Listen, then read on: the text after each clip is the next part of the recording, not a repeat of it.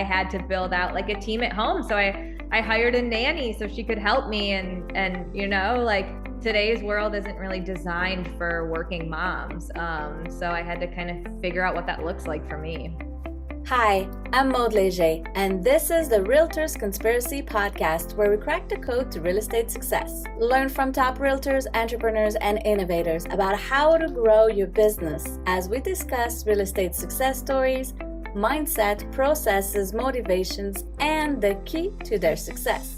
Check out our podcast episodes every Monday to crack the code to success for your real estate business. Welcome back to our series, Work Moms Cracking the Code to Success, where we reveal the hacks to managing life as a mom and an entrepreneur. Today, I'm chatting with Ashley Rector, CEO and founder of Laura Alexandria Marketing, a mom and entrepreneur who works with women all around the world. Ashley shared her best advice for moms, from realizing that you can't do it all, to purposefully planning for a life balance of business, family, and self-care. Let's get chatting with Ashley.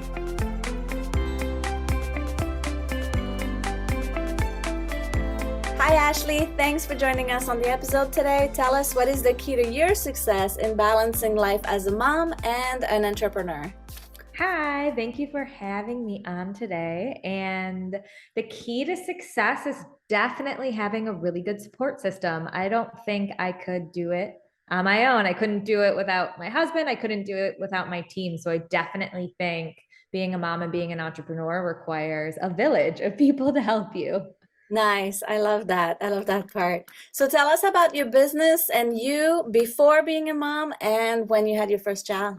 Yeah, so it's been quite the journey. I always tell people I feel like I've lived several lifetimes and I'm only 35 years old. So I was an attorney, gosh, 6 years ago now, maybe.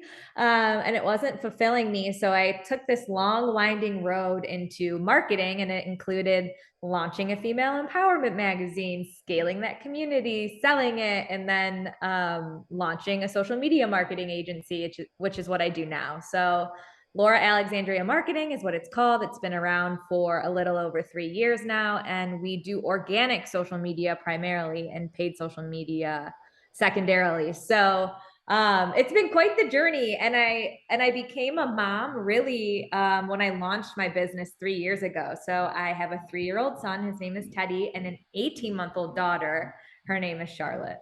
So same time as you're launching your latest company, you're having your baby. How did that go for you before and once? Yeah.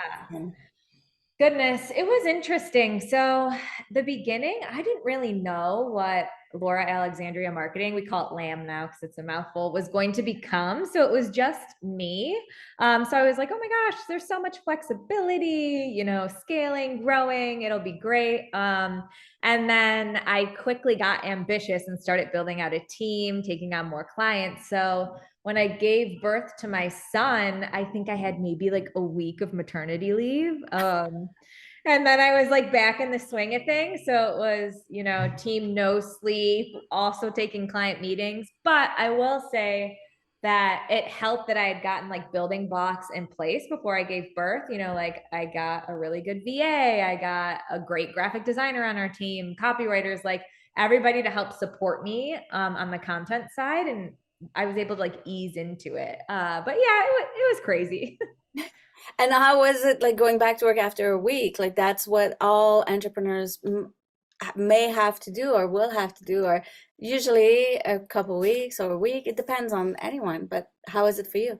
Yeah, it was hard, I'm not gonna lie, but I will say I could set my own schedule in some respects. So I think what made it easier was understanding if I could limit like my in-person meetings or phone calls and really just do that behind the scenes work, Yeah. for a few weeks, that it would be better and it would be easier. And it was better than like having to get up and go to a 9 to 5 where you had to be there. So it offered some flexibility, but I mean, at the end of the day, you have to use your brain with anything, and it's hard when you're a new mama. So I think once again, like having a good support system around me helped me like achieve what I wanted to during maternity leave. Yeah. Yeah, maternity. Yeah. What challenges did you face while you were trying to juggle both?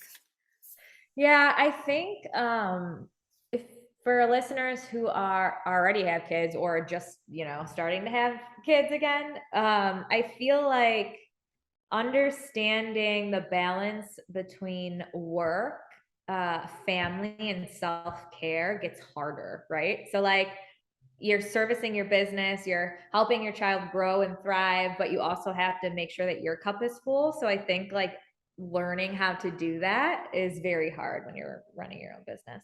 I love how you mentioned it, that it's a three-part balance now. It's no longer just two. Yeah, Self-care, family, and business are three most important things. 100%. Yeah. What are things that surprised you that you didn't know were going to be either hard or difficult, or what did you not expect? Yeah, I think with my first kid, it was a huge change, right? Like you're responsible for another human being. And what I didn't expect is I was very ambitious. My ambition went to the wayside when I had my son. So like you will do anything to accomplish your goals, like in some respects, but once you have a child, it's almost like the center of your universe shifts. And Okay. so, if they were sick or having a hard time, like I didn't want to leave to go back to work. I wanted to take care of them. But also, you get to a point where you're like, you want to be with them all the time, but you also want to get the heck away from them. So it was like such a new experience. You know what I mean? Yeah. And then going from one kid to two kids, I was like, oh my gosh, like it was just totally different. So, double the sickness, double the diapers.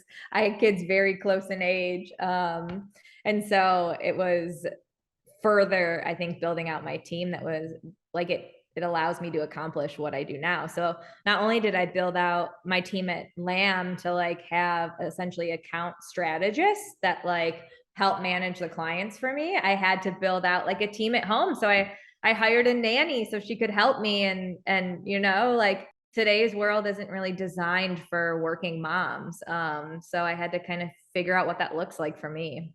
Yeah, that's a good point. If today's world is not designed for working mom, what tools did you put in place other than nannies and support? Like, what else did you have to put in place for yourself? Yeah, I think what became really apparent to me was how important time blocking was. And a lot of people talk about this. And I was like, how do you even time block? I got to a point where I had to start time blocking, or else my content, like my Yeah. content calendar, you can tell I'm a social media manager, my actual calendar would fill up for like 8 hours a day. Yeah. So I started just time blocking and like carving out hours where this is for me, this is for family. And then like, I'll do pitches at this time and networking at this time and interviews at this time. And just being really purposeful about it. That way I didn't overwhelm myself. So time blocking became huge. Obviously I got the nanny, she helps out. And I also asked her, like, is there other things you'd like to help me out with around the house that we can like compensate you for? And that was really helpful.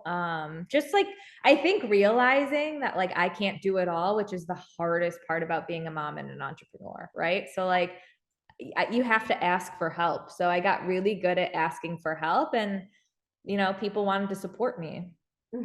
Yeah, that's really good. Really good point. And then Mhm. how do you time block, to go back to that? How do you time block when you're not in control of your schedule at all? It all depends on your son Kids. or your daughter at that point. Really, the nanny helps out when I can't be there. So that's really nice because daycare, they were getting sick all the time. But um, like here's a good example. Last week, my kids got RSV. And so anybody who's familiar with RSV, it's like a really, really, really bad respiratory flu. And they both were very sick. And my daughter still is very sick. And they only wanted me. And obviously, with RSV, you have like breathing issues and a whole bunch of things. So yeah, like having other people care for the kids is harder because it makes them nervous if they're not their own child, right? Like, what do I do if they go into respiratory distress? So I just shift a bunch of meetings, and I honestly like I am like 100% authentic and honest with pitches, networking, whatever. So we just said, like, this came up in our household. I can't take this meeting. Like, here are some times for next week. And you That's have to clear your calendar when you can. And everyone was really understanding. yeah, And for those that aren't, like, I have a team. So I'm like, you can meet with this person on my team. You know, they're very capable. yeah, nice. So what are your key priorities? What are your time blocks that you actually do and keep on for yourself? Honestly, the mornings, like usually I don't take meetings before 10 a.m. So like for me, I take my son to preschool every single day. I don't have to do that, you know? Like we could definitely have someone else do it, but like I like to do that. So like that's my like we wake up in the morning, I take him to preschool, you know, like I ease into my morning and that's kind of a non-negotiable.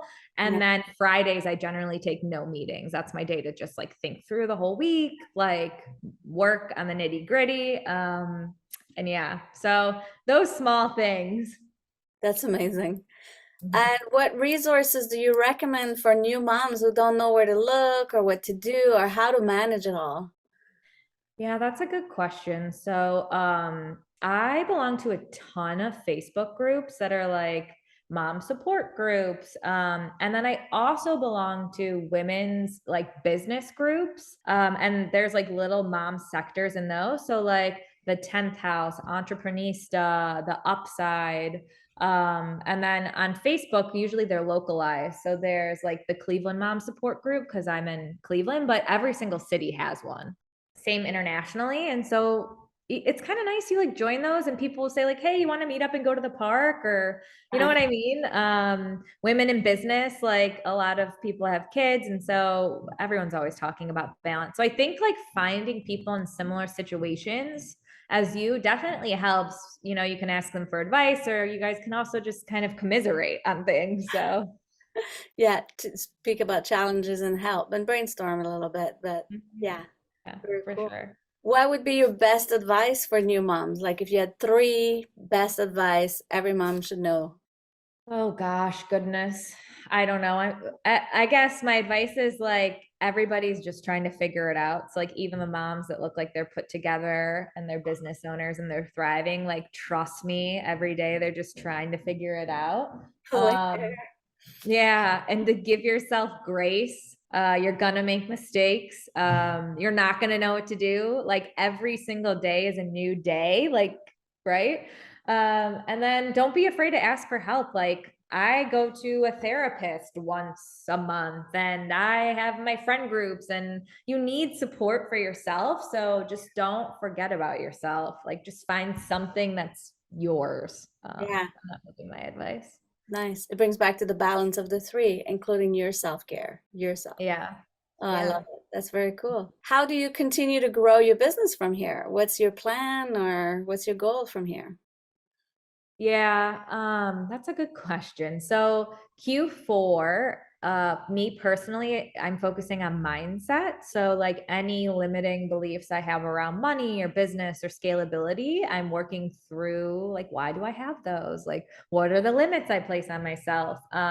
So I think there's definitely self goals, if that makes sense. And Yeah, then for the business as a whole itself, we're always looking to scale and just do better content. And it's the whole team is hardwired this way. So we're constantly looking at ways to like up level our existing clients, whether it's different strategies or different methods on building communities or so we're meeting as a team in November to just talk about like 2023 and like what's the next level for Lamb. So I think just like putting those goals in place is incredibly important, whether it's revenue goals, client goals, or just like how you want to service your client. How do you want to make them feel like with your relationship?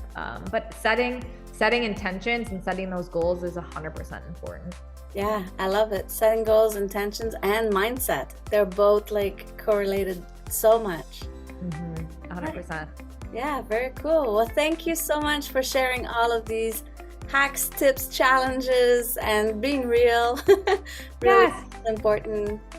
Of course. Thank you for having me on. And I'm always happy to give advice, whether it's about motherhood or social media marketing or running a business or leaving your 9 to 5. I'm Nice. definitely here as a resource. So happy to be that for your listeners. Thank you very much. You're welcome. Have a wonderful day.